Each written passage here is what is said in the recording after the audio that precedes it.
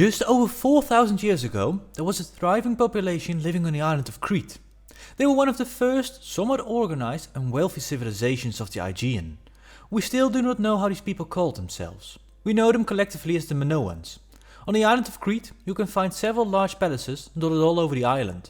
One of those palaces is the Palace of Malia, located in the northeast of the island. Construction on the first edition of the palace is estimated to have started around 1900 BC, just over 4,000 years ago from now.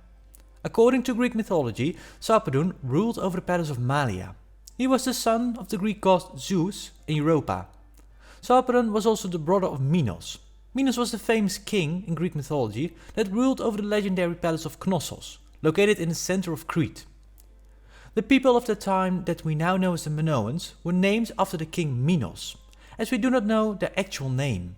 Just 200 years after the construction of the palace began, there were a series of natural disasters that destroyed most of the civilizations on the island of Crete. The Palace of Malia, just like many other Minoan sites, were destroyed in about 1700 BC. 50 years later, the palace was rebuilt and thrived for another 200 years.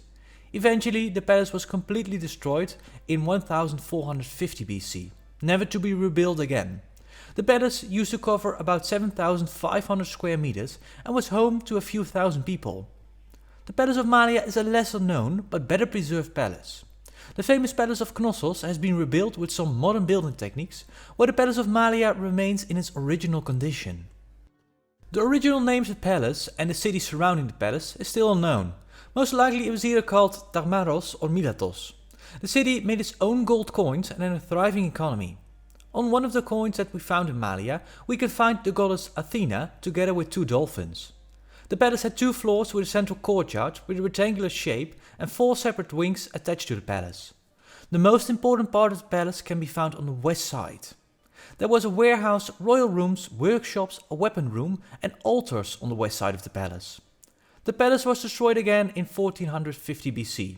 No one knows for sure what happened when the palace was destroyed. The palace was either destroyed by an earthquake or by attack. Thank you so much for watching this video. Don't forget to subscribe to this channel for more interesting videos about the history of Greece and other parts of the world. Let us know in the comments below what stories you would like us to cover next.